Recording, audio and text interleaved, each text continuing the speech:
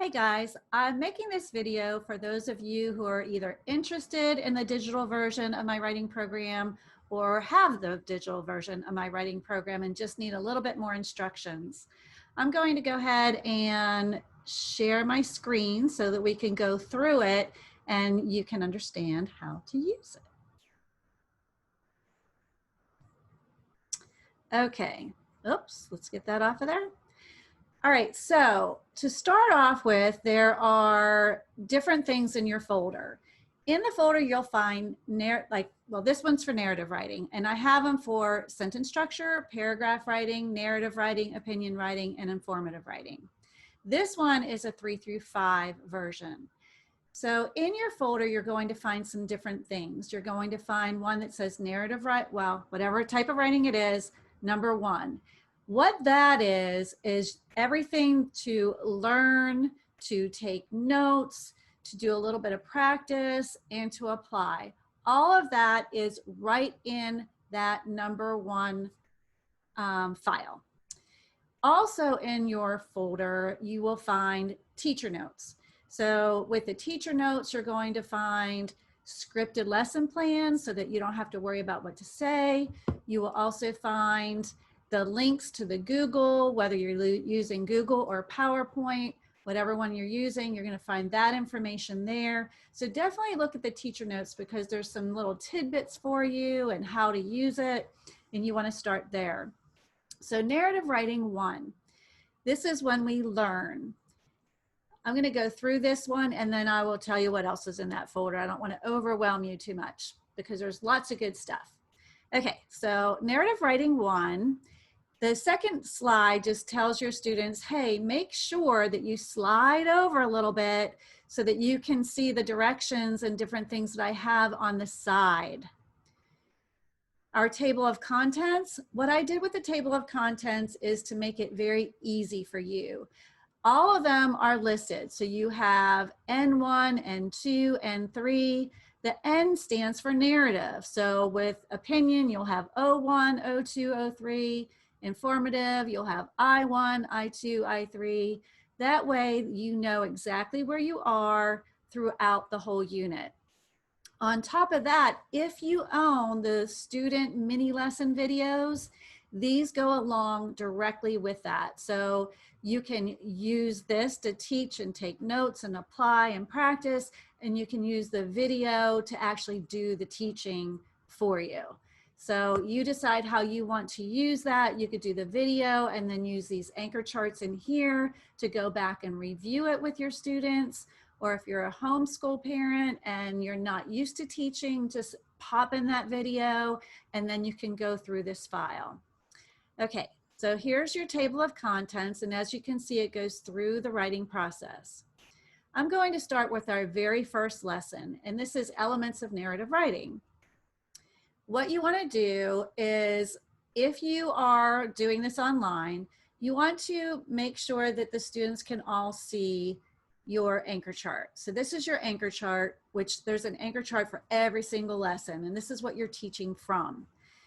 With this anchor chart, you want to make sure that they can see that. So if you're screen sharing or if you have it in the background to show them, however you want to do that is completely up to you. But I also want you to send this file to the students because there's places for them to do practice and to take notes and to apply their own writing. So you could either have this up here and you teach, or you could have them looking at their own while you're teaching. It is completely up to you. I personally would want to just teach it and then have them do some practice and apply on their own. And you could stay online with them to help them however you want to do. So here we go. So that is our lesson number 1. And you see it's just a tiny little mini lesson. Then we get to the second part where they're taking notes. And depending on how the notes are, I might have like drag and drop, or there might be places where you type in, whatever. Just make sure that there are the directions on the side so that the students can see them. So for this one, it's just drag and drop. Tells a story using blank. The children find that word, it's time, and you take that and you just drag it into that box. Simple as that. Okay. Now, if they have trouble and they can't remember what you talked about, well, look, that anchor chart is right there for them. They can just go right back to it and see. But this extra little time spent putting it together and taking those interactive notes will really help it sink in, and they will remember that skill or that lesson. The next thing I have up here is mentor text. I have mentor text throughout. I have modeling throughout, just so that you have everything that you need. This is a little small, so you want to make sure that you show your students where they can zoom in and zoom out. I would definitely want to zoom in on this one because it's really small and I can't see it. Here we go. All right, so this one just talks about the narrative elements, and it points out all the different things that were in that anchor chart. And this specific mentor text is used throughout the whole entire unit so that you can pick out those different things in writing. I'm going to put this back to where it was. There we go. Okay, so then the next lesson is pre-writing. You would show them the anchor chart, talk about what they need to do, and in your script, it gives you all kinds of things to say and what to do with this lesson. Then you have your notes, and you notice there's not just drag and drops, there's also typing in. So all they have to do is click within that box and type their answer. With this lesson, you also have the graphic organizer where you're showing them what they're going to be using to organize all of their writing. And then I also include, anytime I come across a Common Core standard that you're covering, I put that in there for you in case you wanted to use that. Now, something a little different than the narrative elements lesson is this lesson has an opportunity to model and to apply. So to model, you would talk to the students about this, and you want to read this a little bit beforehand because you want to make sure or make them think that this is from you or this is your own. So creating a story with a window being shattered, what kind of things could that be? And then you can just start brainstorming ideas, or you could brainstorm these ideas with them and just type them in. That's why I leave it all here for you in case you wanted to do any revising or changing or whatever, editing. So there's that. And then the students apply. And you notice up in the corner, this tells you, okay, this is the application part. This is where they are applying their writing. This is the very first thing that they're going to do in their writing. So what you would have them do is to brainstorm just like you did in your model. See how it's step by step, very tiny little pieces. You model, they apply. And so they just write their answers in there. Once they figure out which one they want, they could go ahead and highlight it. And this is an opportunity if you want your students to talk about it, if you want them to exchange this page with each other, however you want to do that. I like to do a lot of sharing, so that is completely up to you. If you wanted to do these online and just tell students to share them, through your Zoom or however you're doing it online, you can do that as well. They can, share their screens, however you would like to do that. That is absolutely fine. Another way of doing this is to do the teaching part and then let them work on their own. And you can stay online in case they have any questions, or you can assign it for their homework, and then you can check back with them the next day. So I'm not gonna go through every lesson, but I'm just gonna breeze through. Here we have our task with our notes, our purpose with our notes, and look at this. Okay, so what does this mean? Whenever there's an opportunity for some self-check practice, which is in a different file, it will tell you. It not only tells you in your scripted notes, but it also tells you directly in here. So you're like, oh, hold on, there's some more that we can do with this. You can assign it for homework or for extra work or whatever you want to do, but at least you know that this is where it is and this is the time to share it. So I'm going to go ahead and hop over to that narrative writing number 2. And like I said, this is self-check practice. Let me get to the right one. There we go. Okay, so this is self-check practice. And what that means is you need to make sure that it is in presentation mode because it's all organized for them, for their practice. So I'm going to put it in presentation mode. There we go. Okay, so you're going to go ahead and start. And as you can see, here are all the skills that are covered within this unit as far as self-check practice. There are some other practices within the unit that are in narrative writing 1, but this one gives you some extra practice with this skill. So since author's purpose is where we are, that is the one you would click on. And so the students will go ahead and choose what they think. And if it is wrong, it'll say, oops, again. If it is right, it'll say, woohoo, you're a rock star. And then they go on to the next question. And then when you get to the end of author's purpose, then it'll give you the opportunity to go back and work on them again, or they can go on to the next lesson, depending if you're ready for them to do that. I'm going to go ahead and get out of that, go back to the beginning, and start back to where we were. Okay. Okay, so then you move right along to your next lesson. You got audience, you got some notes. You also have the standard if you want to share that with them. And then you have some extra practice. And this is where the students will write in their answer. And if, like I said, if you need to zoom, go ahead and zoom up here.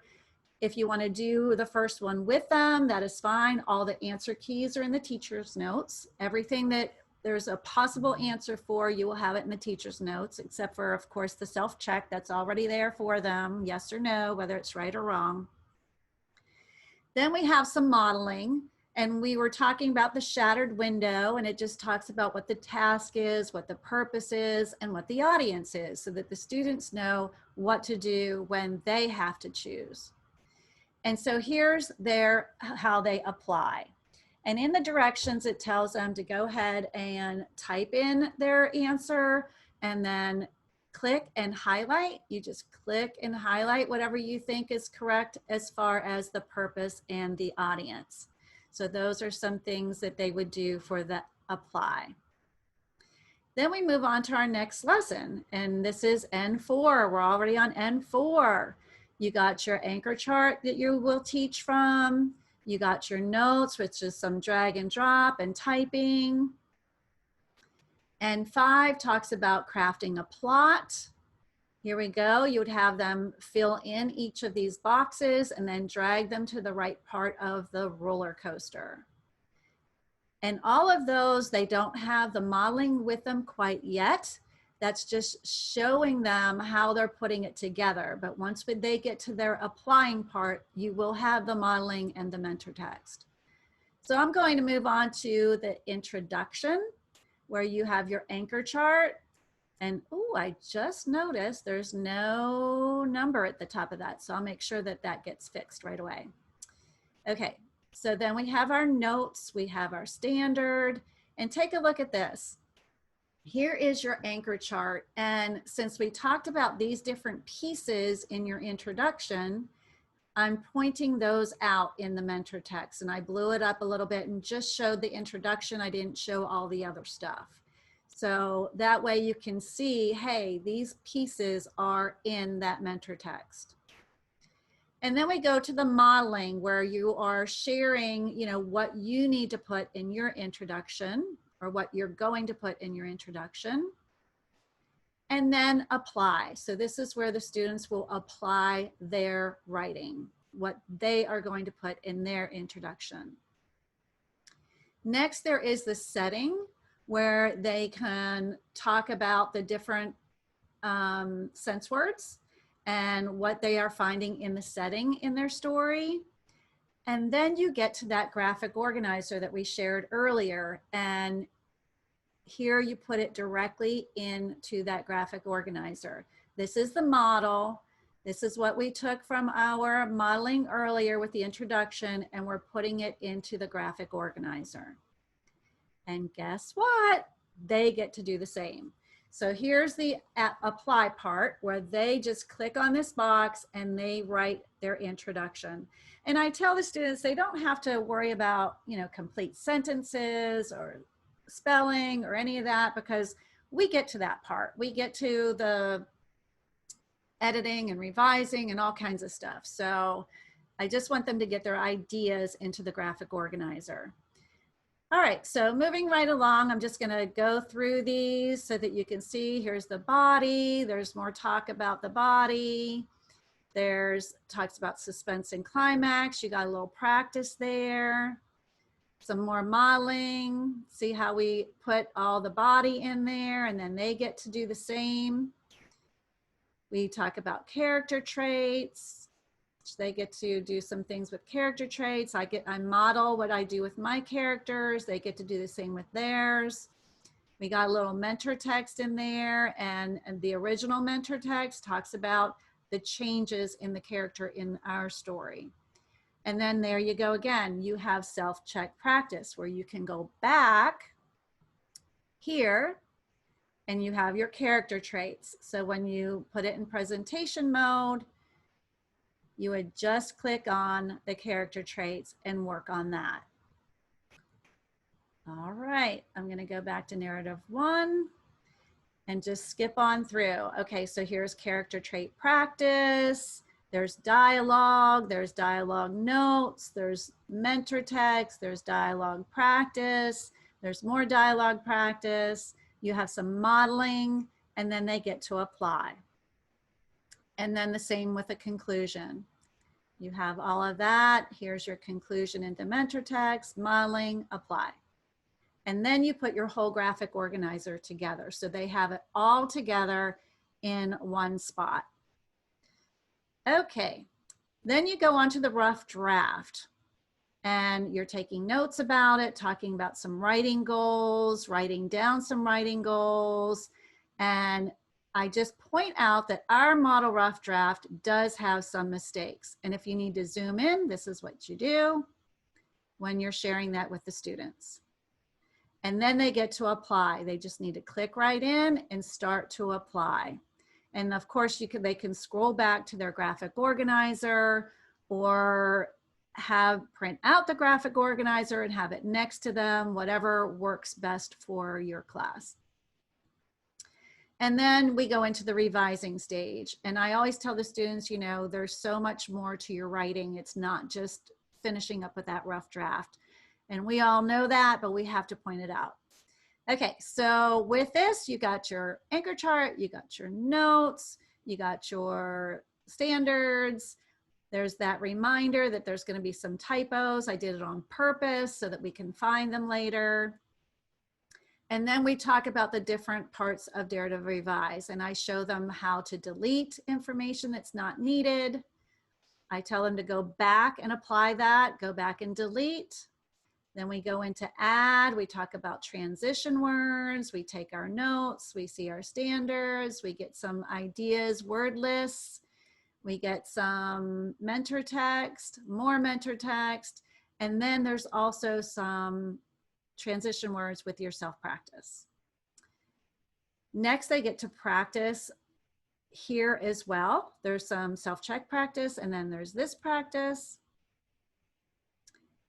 There's actually 2 of those, so that's why there's 2 of them. Okay, so then there's the modeling where first I show the modeling without the transition words, then I show the modeling with adding transition words.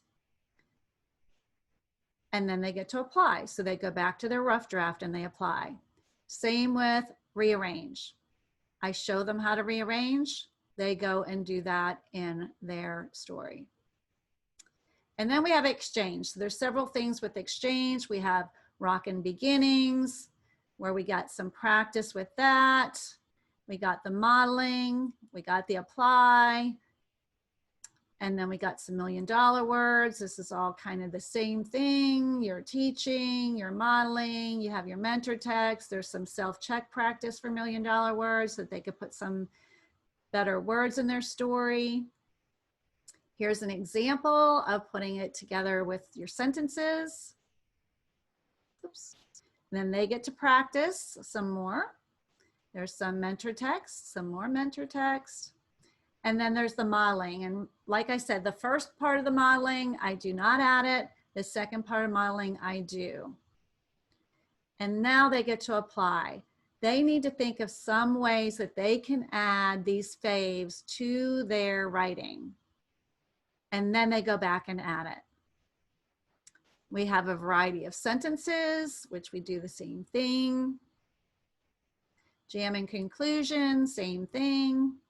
They get to practice, they get to see a model, they get to apply.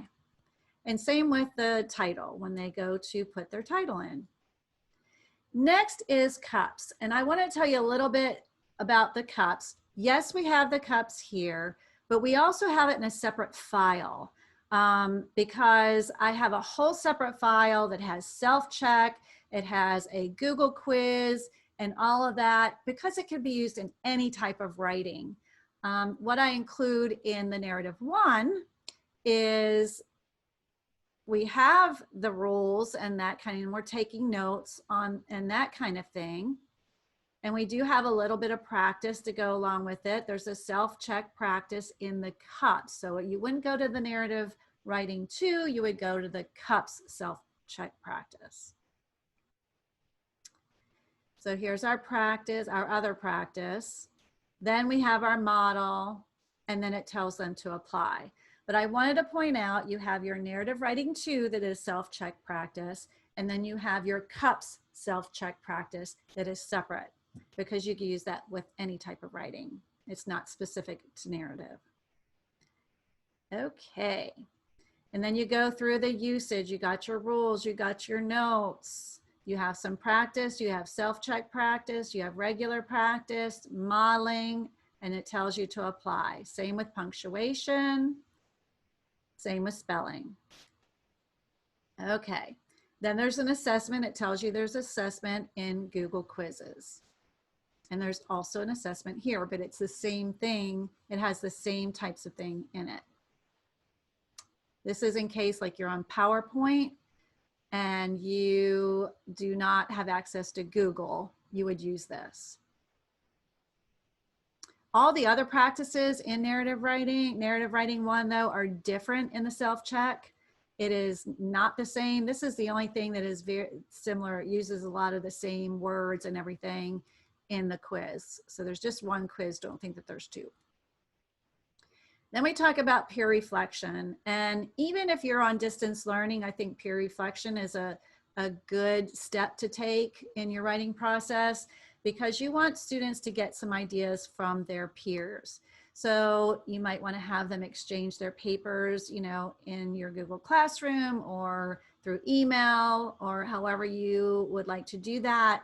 But getting some ideas from them, I always like to do 3 pluses and a wish. So they tell them what they're impressed with, and then they give a magical wish for that paper. So then your students have that one last time to take a look at their paper. They can use this to help with their peer reflection, but then they have that one last time to take a look. And that's why I say it's time to show off your work. Think about if you conference with them during this time, they can take the notes from you, they can take the notes from their peer, and now it's time to put it all together. Okay, so if you wanted to do it digitally as well, you have this template that they can write their story on. And then there's a rubric that you can use, and you can have your students actually do some self-grading, and then you can compare your grading to what they thought their writing deserved. And then also I include some tracking so that they can track their work from time to time, the first narrative they write to the second narrative they write, and it goes along with the rubric. They could just put the numbers in there. And then I always like the students to reflect. Did you meet your writing goal? Did you have a writing goal? Do you want a writing goal for the next time? It's a great time to reflect on what they think about their writing. And then I also include some weekly writing so that the students, you can give them some other prompts. This just gives them a little schedule on what to do each day to get to the end of their essay. And yes, I did include some extra prompts for you. So that is basically what is included in the digital. You have a file folder, a zip file that you'll have to open up with teacher notes, narrative 1, narrative 2, and then you have your cups and you have your Google quiz. So I hope that that explains it all. And I will also be sharing some tips to use, some more tips to use with distance learning. I hope this helped. All right, let me stop sharing my screen. Okay. Have a good day. You guys got this.